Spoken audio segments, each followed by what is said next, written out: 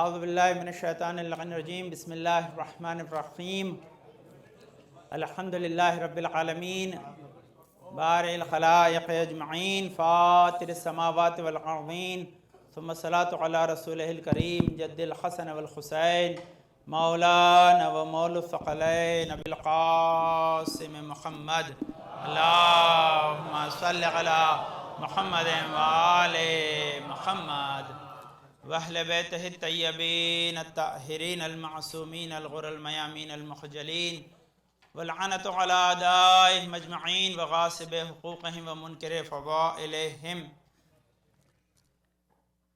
من يومنا هذا إلى قيام يوم الدين. أما بعد فقد قال الله تعالى في كتابه الحكيم وقوله الحق بسم الله الرحمن الرحيم والعصر إن الإنسان لفي خسر إلا الذين آمنوا وعملوا الصالحات وتواصوا بالحق وتواصوا بالصبر.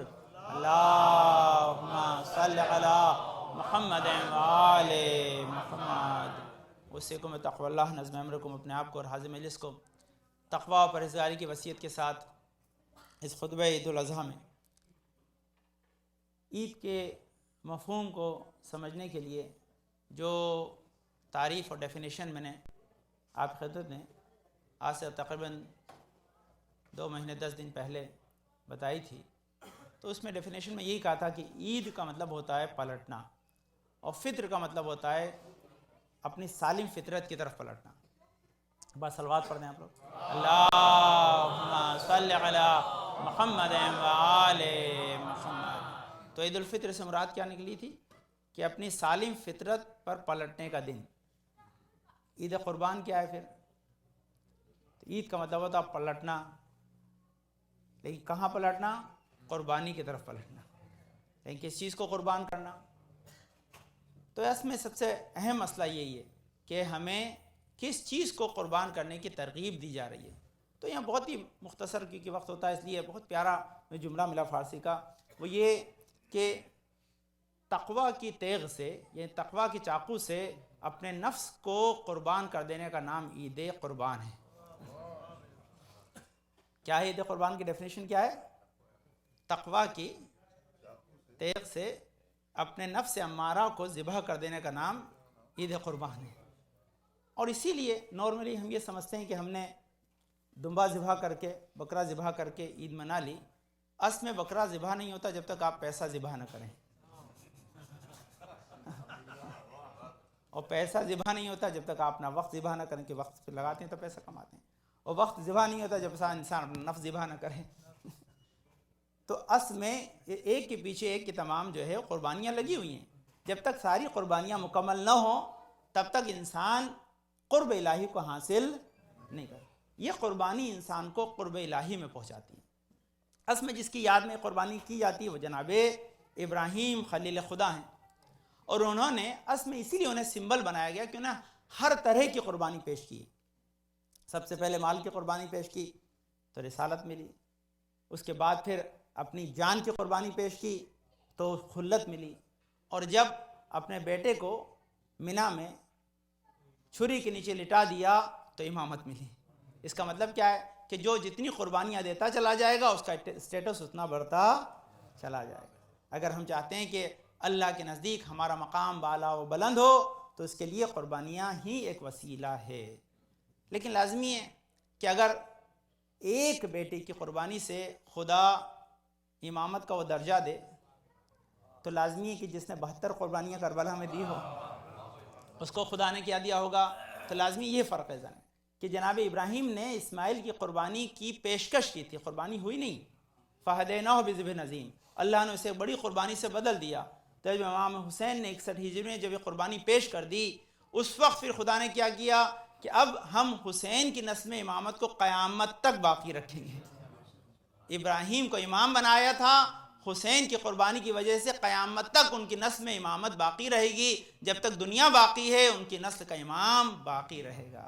ہم اسی کے تاجیل کے ظہور کے لیے اللہم صل علی محمد وآل محمد. تو اس میں یہ اہم موضوع ہے کہ اس میں قربانی کس چیز کی ہو. اب یہاں پر جو حکم ہے، جو قربانی آپ کرتے ہیں، اس کے لیے جو آیت ہے قرآن مجید کے اندر اس آیت میں خداوند عالم نے جو پیغام دیا، لن ینال اللہ لحومھا ولا دماؤھا ولکن ینالہ التقوی ومنکم کذالک سخرھا لکم لتکبروا اللہ علی ما ھداکم وبشر المحسنین۔ یہ آیت ہے جس میں اللہ نے قربانی کے سلسلے میں پیغام دیا ہے۔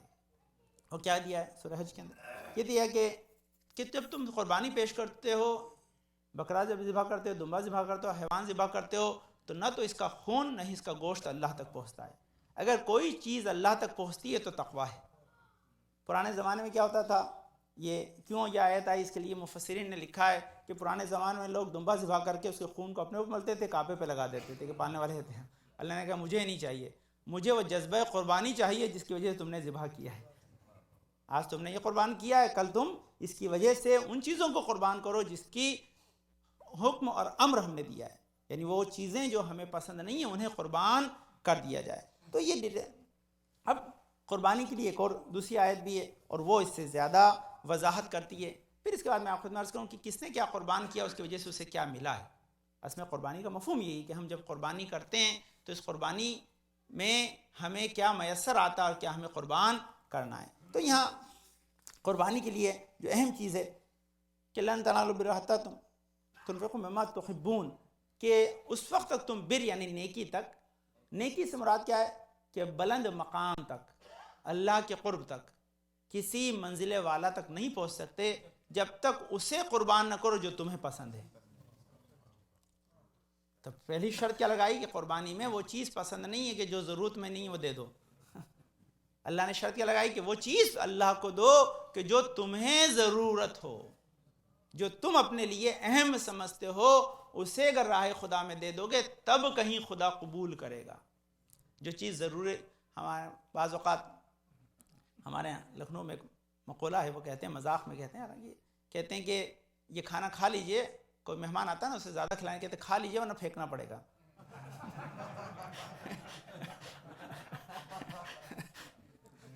تو مذاق میں کہتے ہیں ہمارا ایک طریقہ، تو اس کا مطلب کیا ہے کہ کسی کو کوئی چیز اس لیے دینا کہ اب ہمارے کام کی نہیں ہے، وہ قربانی نہیں کرا۔ جو چیز آپ کے لیے سب سے زیادہ محبوب ہے اسے دے دینا قربانی کرا۔ اسی لیے اللہ نے جو قربانی جناب ابراہیم سے لی وہ اس عمر میں لی کہ جہاں پر انسان اپنی آخری منزل میں ہے۔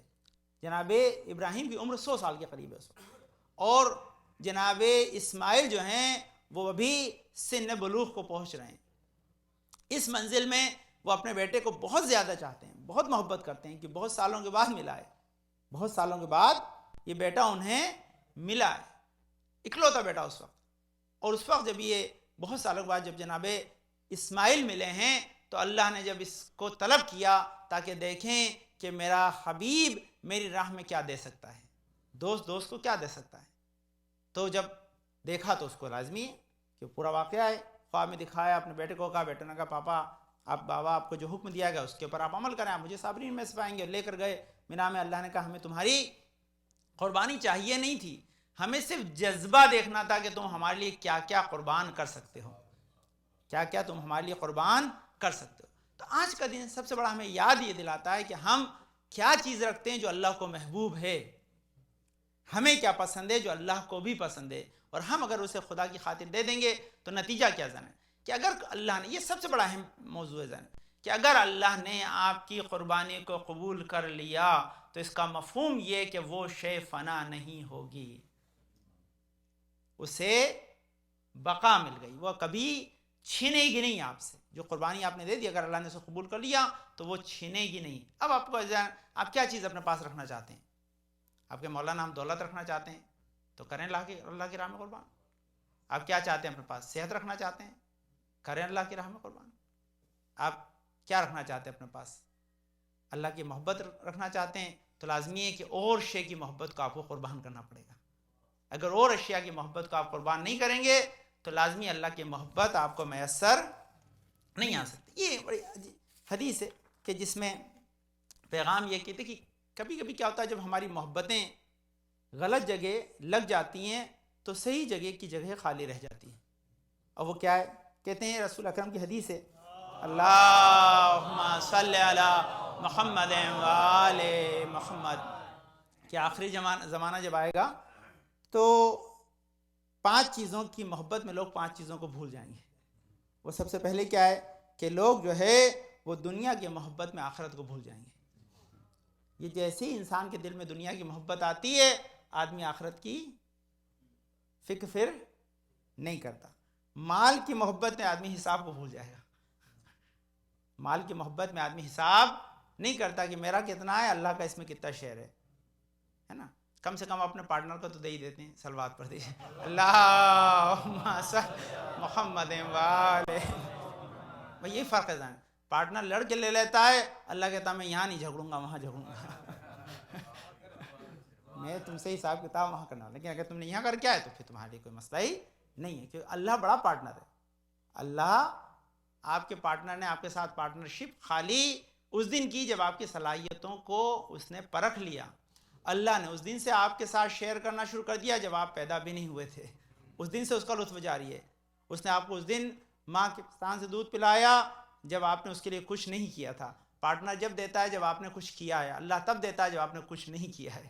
تو اس وقت تک لینے کا حقدار ہے کہ جب تک انسان کی سانسیں جاری اور ساری ہیں. اب یہاں پر اس لیے دیکھیے اس لفظ کو غور کیجیے گا, جو لکھا وہی پڑھ رہا ہوں, اسے غلط نہ سمجھیے گا. کہتے ہیں عورتوں کی محبت میں حوروں کو بھول جائیں گے. یاد ہے جو لفظ میں نے استعمال کیا اس سے آگے میں پڑھ نہیں سکتا ہے, دیکھتا ہے یاد. ہاں اس کے بعد کہتے ہیں کہ عالی جو ہے عالی شان محلات کی محبت میں قبر کو بھول جائیں گے. اور کہتے ہیں اپنے نفس کی محبت میں اپنے رب کو بھول جائیں گے. یہ تھا اپنے نفس کی محبت میں اپنے رب کو بھول جائیں گے. یہی اس لیے کیا کہ نفس کو جب تک آدمی کس سے تقوی کے چاقو سے ذبح نہیں کرے گا اس وقت تک اللہ کے قرب کو حاصل نہیں کر سکتا. آپ کہتے ہیں کیسے ذبح کروں مولانا, کون سا چاقو کہاں ہے؟ صبح صبح نفس یہ چاہتا ہے کہ بستر پہ سو جاؤ, ابھی سردی آ رہی ہے. اللہ کہتا ہے مصلی پہ آ جاؤ. اب یا تو نفس کو ذبح کر دیں یا اللہ کے حکم کو ذبح کر دیں, ایک تو ہونے والا ہے. قربانی کسی نہ کسی کی تو ہوگی, اس کے علاوہ کوئی چانس نہیں. لیکن ہاں یہی ہے اس وقت انسان اگر یہ ذبح کر دے گا تو لازمی پھر انسان اسے صحت کی دولت دے گا, علم کی دولت دے گا, جو شے اسے چاہیے اس کی دولت اسے اللہ کی راہ میں ملے گی. کیونکہ ابراہیم کو ملا. جب بھی قربانی کوئی کرے گا تو اسے اس کے بدلے میں ضرور ضرور ضرور اللہ عطا فرمائے گا. یہ پیغام ہے آج کے جو ہے عید قربان کا. میسج کیا ہے کہ اگر ہم نے کچھ بھی اللہ کی راہ میں لگا دیا, اللہ نے اگر اسے قبول کر لیا نیت صدق کے ساتھ, تو یقینی طور پر اس کے بدلے میں خدا جو ہمیں عطا کرے گا پھر اس میں فنا نہیں ہے. اصل ایک اور خاص اس موضوع میں اس قربانی اصل میں کیا ہوتا ہے, جناب ابراہیم نے اپنے اولاد کی قربانی دی تھی. ہم بھی اپنے اولاد کو قربان کرتے ہیں, لیکن اس کے اپوزٹ سائڈ میں جناب ابراہیم نے اللہ کی محبت میں قربان کی تھی, ہم دولت کی محبت میں قربان کرتے ہیں. میں نے ریئلی دیکھا ہے, آپ کو میں فیکٹ بتا رہا ہوں. نارملی یہ آبزرویشن تھا کہ امریکہ میں آنے کے بعد سیکنڈ یا تھرڈ جنریشن یا فورتھ جنریشن میلٹ ہو جائے گی. یہ ان کو تھا کہ بھئی تھرڈ یا فورتھ جنریشن میلٹ ہوگی. لیکن میں نے فرسٹ جنریشن کو میلٹ ہوتے ہوئے دیکھا. فرسٹ جنریشن کو میلٹ ہوتے, تھرڈ اور فورتھ جنریشن تو بہت دور کی بات ہے, فرسٹ جنریشن کو میلٹ ہوتے ہوئے دیکھا. اور ابھی میں آپ کو 1000 واقعہ سنا سکتا ہوں. میں یقینی طور پر جہاں بھی اپنی کمیونٹی کے علاوہ, ماشاء اللہ کیونکہ آپ لوگ تو جماعت سے سسٹم سے ایک بالکل فیملی کی طرح جڑے ہوئے ہیں ایک دوسرے سے, اس لیے آپ کے یہاں یہ ابھی نہیں ہوا اور انشاءاللہ کبھی نہیں ہوگا. اگر آپ اس سے جڑے رہے تو آپ میں کا اتحاد و اتفاق و محبت رہا, اسی طرح مرکز سے آپ جڑے رہے, اس سے خدمت کرتے رہے, تو یہ آپ کے یہاں ممکن نہیں. لیکن اگر جو لوگ نہیں آئے, اس ملک میں تو آ گئے لیکن اللہ کے گھر سے انہوں نے کوئی رشتہ نہیں رکھا, اللہ نے بھی ان سے رشتہ نہیں رکھا. میں بھی دفنا کے آیا اور اکثر جاتا ہوں, اتفاق سے جانا پڑتا ہے, مجبوری ہے کہ نام ان کا ہے جس میں تشیع جھلک رہا ہے, وہ کہتے ہیں سید ہیں یا شیعہ ہیں, تو ہماری مجبوری ہمیں جانا پڑتا ہے. جب ہم جاتے ہیں تو نفیس ہم بھی بتاتے ہیں, یقینی طور ماں باپ کو دفنانے کے بعد اولاد الحمدو نہیں پڑھ سکتی ہے. اولاد الحمدو نہیں پڑھ سکتی. میں آپ کی خدمت واقعات پڑھے ہیں ذرا. ابھی کل پھر مولانا رات کو مجھے ریمائنڈ کیا, بولے یہاں پہ ایک صاحب ہیں, انہوں نے اپنے باپ کو جلا کے خاک اپنے جو ہے کمرے میں رکھ رکھی ہے کہ میں اپنے باپ سے بہت محبت کرتا ہوں اس لیے اسے دفناؤں گا نہیں، جلا کے رکھ رکھی ہے۔ شیعہ اثنا عشری اسلامی ملک کے رہنے والے۔ تو اس کا مطلب کیا ہے کہ ہمیں اگر اپنی اولاد کو بچانا ہے تو اپنے وقت کو قربان کرنا پڑے گا۔ اگر وقت قربان نہیں کیا تو اولاد قربان ہو جائے گی، اور یہ ضروری ہے۔ دیکھیے میری یہ مجبوری، میں آپ کو بتاؤں، وقت نہیں میرے پاس کہ وہی میری مجبوری ہے کہ جب میرے پاس بچے آتے ہیں اس وقت وہ بہت چھوٹے ہوتے ہیں، میں انہیں لاجک نہیں سکھا سکتا، دین سکھا سکتا ہوں، لیکن دین ان کے پاس مستحکم مرتے دم تک رہے، اس کے لیے انہیں اس عمر میں آنا پڑے گا کہ جب ان کی سمجھ میں کوئی بات آنے لگی ہے۔ اس وقت اگر نہیں آئیں گے تو مشکل ہے۔ یہ ہمارا ایکسپیرینس ہے، 20 سال سے ہم جب پڑھا رہے ہیں تو ہم نے دیکھا، ہر ایک اسپیکٹ سے ہم نے دیکھا، تو آج محسوس ہوا کہ آپ جب پڑھاتے ہیں تو ان کو جو چیز آپ پڑھا رہے ہیں اس عمر میں کہ جب وہ چھوٹے ہیں تو آپ رٹا تو سکتے ہیں، سمجھا نہیں سکتے۔ سمجھنے کی جب عمر آئے گی تو اس وقت پھر ان کا ہم سے ربط ضروری ہے۔ اگر ہم انہیں سمجھائیں گے نہیں تو پھر جو اغیار ہیں وہ اپنی بات سمجھا دیں گے، اپنی بات جب سمجھائیں گے تو وہ دین کے مخالف ہوگی۔ تو اس لیے ان کو اس زمانے میں ہمارے پاس آنا زیادہ ضروری ہے جس زمانے میں وہ سمجھتے ہیں، اور ماشاءاللہ کیپیبلٹی ہے، ہم نے اس کو ایکسپیرینس کیا ہے اتنے سالوں سے، اس کو روزمرہ ڈیلی بیسس کے اوپر اس کو کر رہے ہیں کہ جب تک بچوں کو اس عمر میں آپ نہیں سمجھائیں گے وہ بچیں گے نہیں جائیں۔ تو اسی لیے جناب اسماعیل نے اپنے بیٹے کی قربانی دے کر امامت پالی تھی، ہم کم سے کم اپنے وقت کی قربانی دے کر اولاد کو پالیں۔ اللہم صلی علی محمد وعلی محمد، اللہم صلی علی محمد وعلی محمد، اللہم صلی علی محمد وعلی محمد، اللہم ارزقنا ایمانا صادقا ولسانا ذاکرا وقلبا خاشعا وبدنا صابرا وعلما نافعا وعملا متقبلا ورزقا واسعا وزوجتا صالحا وولدا صالح۔ پالنے والے تجھے واسطہ اپنے پاک پر شفاء کامل اجر عطا فرما، پنجوان پریشان کو دور فرما دے، پائے توفیقات میں اضافہ فرما۔ پالنے والے ہمارے بزرگ صاحب ہمارے سر سلامت محفوظ رکھ، پالنے والے ہمیں اس وقت دنیا سے نہ اٹھائے تک ہمارے گناہوں پہ قلم نہ پھیر دے، پانے والے حاضرین مجلس کی نیک حاجات مراد قبول فرما، پانے والے جو نادم مخصوص جماعت میں ان کے زبانوں پہ نام ہے یا نہیں ہے پانے والے، ان سب کو شفاء کامل اجر عطا فرما۔ محسن شاد بھائی، فضل بھائی، بھائی محمد بھائی، بانو بہن بنت کنی بھائی، امتیاز بھائی، بن ولی بھائی، غلام علی، کمال بھائی، محجبین بنت جعفر بھائی، پانے والے حمید بھائی، حمیدہ بہن، عباس بھائی، ابن سلمانہ بنت جعفر بھائی، عجبین جعفر بھائی، جمنات بن سب کو شفاء کامل اجر عطا فرما۔ پالنے والے ہمیں اپنے بچوں کی اچھی تربیت کرنے کی توفیق عطا فرما، پالنے ان کو دین اسلام کے اوپر باقی و جاری و ساری رکھ، پالنے والے ہمارے گناہوں کو بخش دے، جہاں جزیات مشتاق جزیات سے مشرف فرما، جہاں جزیات کو خیاف سے وطن کو پلٹیں، پانے والے ہمارے امام زمانہ کے ظہور میں تاجیل عطا فرما، ہم کو ان کے انصار و آوان میں قرار دے۔ بسم اللہ الرحمن الرحیم، اذا جاء نصر اللہ والفتح ورأيت الناس يدخلون في دين الله أفواجا فسبح بحمد ربك واستغفره إنه كان توابا۔ اللهم صل على محمد وآل محمد، اللهم صل على محمد وآل محمد، اللهم صل على محمد وآل محمد۔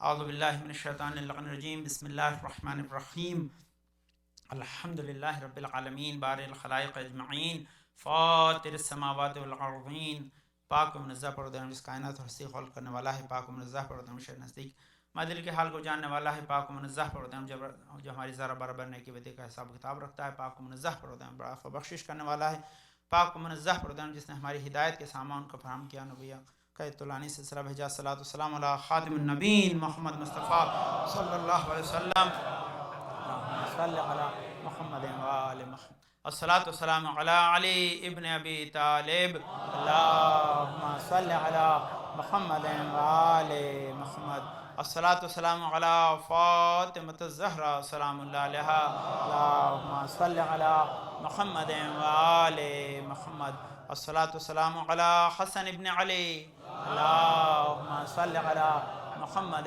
وآل محمد، الصلاۃ والسلام علی حسین ابن علی، اللہم صل علی محمد وآل محمد، الصلاۃ والسلام علی علی ابن الحسین، اللہم صل علی محمد وآل محمد، الصلاۃ والسلام علی محمد ابن علی، اللہم صل علی محمد وآل محمد، الصلاۃ والسلام علی جعفر ابن محمد، اللہم صل علی محمد وآل محمد الصلاۃ والسلام علی موسیٰ بن جعفر اللہم صل علی محمد وآل محمد الصلاۃ والسلام علی علی بن موسیٰ الرضا اللہم صل علی محمد وآل محمد الصلاۃ والسلام علی محمد بن علی اللہم صل علی محمد وآل محمد الصلاۃ والسلام علی علی بن محمد اللہم صل علی محمد وآل محمد الصلاۃ والسلام علی حسن بن علی اللہم صل علی محمد وآل محمد الصلاۃ والسلام علی خلف الحاد المہد المنتظر اللہم صل علی محمد وآل محمد وجل فرجهم واشف محمد ظہور سے عدل و انصاف سے دنیا ظہور جائے گی، ظلم و جور ختم ہو جائیں گے انشاءاللہ. ان کے تاجر ظہور کے لیے دعا گوئیں. بہرحال میں آپ کو عرض کرنا والا تھا، وقت نہیں ہے، کہ کس نے کیا قربانی دی، اس کے بدلے میں خدا نے اسے کیا عطا کیا. وہ ایک موضوع ہے، پھر انشاءاللہ کبھی آپ کو میں عرض کروں گا. لیکن آپ کو صرف اس ماہ ذی الحجہ کی عظمت کو یاد دلانے کے لیے بڑے پیارا انداز سے کسی نے اس جو ہے فریز کو جمع کیا ہے. کہتے ہیں اس میں ہر انسان کسی طرف سفر کر رہا ہے. یہ مہینہ سفر کا ہے تو ذی الحجہ کا وہ سفر والا مہینہ نہیں جس کو سفر کا مہینہ کہتے ہیں، جو محرم کے بعد آتا ہے. یہ سفر کا مطلب ہے کہ آدمی کسی طرف ٹریول کر رہا ہے. تو کیا ہے؟ کہتے ہیں اس میں موسیٰ نے کوہ طور کی طرف سفر کیا ہے. موسیٰ کہاں جا رہے ہیں؟ جو آپ نے نمازیں پڑھی دس دن تک، کوہ طور پہ جا رہے ہیں. جناب فاطمہ زہرا خانہ علی کی طرف جا رہی ہیں. کیوں؟ ایک ذی الحجہ کو ازدواج جناب فاطمہ الزہرا ہے. کہتے ہیں جناب ابراہیم اسماعیل کو لے کے مینا میں قربانی کے لیے جا رہے ہیں. جناب محمد مصطفیٰ علی کو لے کر غدیر میں جا رہے ہیں. اللہم صلی علی محمد وآل محمد. جناب مولا متقیان علی بن ابی طالب کو لے کر رسول غدیر میں جا رہے ہیں. اور امام حسین اپنے 72 کو لے کر کربلا جا رہے ہیں. یہ سفر ہے نا. ہم کہاں جا رہے ہیں یہ آپ جا کے سوچیے گا. اس میں لکھا نہیں ہے اس لیے میں نے پڑھا نہیں. لیکن بہرحال یہ سفر کا ہے کہ ہر آدمی یہاں پر گئے. جو حاجی ماشاء اللہ حج کی طرف گئے، آپ بہرحال اللہ کی طرف جا رہے ہیں، یہ آپ کا مقصد ہے. تو یہ پیغام ہمارے لیے. پھر دوسری چیز کہتے ہیں کہ جو آپ نے یہ دعائیں پڑھی، اس دعا کے اندر ایک بڑا عجیب نقطہ تھا. اگر آپ نے غور کیا، میں نے بھی دیکھا، بہت مختصر کہ وقت نہیں رہا. ابھی آپ جو دعا کر رہے تھے کہ پانے والے اس عید کے صدقے میں جس کو تو نے مسلمانوں کی عید قرار دیا ہے، ہمیں وہ وشی عطا کر جو محمد آل محمد کا عطا کیا، اس سے دور کر جو محمد آل محمد کے جس سے دور کیا ہے. تو اس میں وجعلتہ للمسلمین عیدا لفظ استعمال کیا ہے. اس میں بڑے عجیب نقطہ ہے کہ سنیے جو میں نے دیکھا. ویسے تو عیدیں تاریخ نے 6 لکھی ہیں، 4 کو سبھی لوگ مانتے ہیں، لیکن سب مسلمانوں کے لیے نہیں ہے. وجعلت للمسلمین عیدا اس عید کے لیے ہے، اور عید فطر کے لیے جس کو مسلمان بھوکتا نہیں ہے. لیکن جو سب سے بڑی عید ہے اس کو اللہ نے مسلمانوں کے لیے قرار دیا ہی نہیں، اس لیے سارے مسلمان شاید مناتے بھی نہیں ہیں. وہ کیا ہے؟ اس کا سبب کیا ہے؟ اس کے اندر جو رسول اکرم نے اعلان کیا ہے، وہ کیا اعلان کیا ہے؟ من کنت مولا ہو فہذا علی مولا، کہ جس چیز کا میں مولا ہوں اس کے علی مولا ہے. اور اس آیت کے اندر جو پیغام ہے وہ کیا پیغام ہے؟ یا رسول بلغ ما انزل الیک من ربک ان لم تفعل فما بلغت رسالتہ واللہ یعصمک من الناس ان اللہ لا یہدی القوم الکافرین. جو لفظ اللہ نے، یہ بڑا عجیب نقطہ ہے. اس دونوں آیتوں کو کبھی سامنے رکھ کے آپ موازنہ کیجیے گا کہ اللہ نے جو حج کے لیے آیت کہ پوری آیت ہے کہ جس میں بھی استطاعت ہے وہ اللہ کے حج کے لیے آئے، اور جس نے حج سے انکار کیا ان اللہ غنی الحمید. تو اس کے اندر جو کہا ہے، دونوں آیتوں کا جو اینڈ ہے وہ یہی ہے کہ اللہ جو ہے وہاں کہا ہے غدیر کے اندر اللہ کافروں کو پسند نہیں کرتا، اور جو اللہ کے اس حج سے انکار کرے وہ بھی کافر ہے.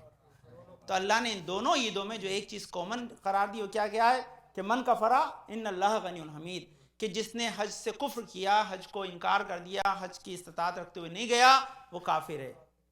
اور جہاں غدیر کا اعلان کیا وہاں کیا کہا ہے؟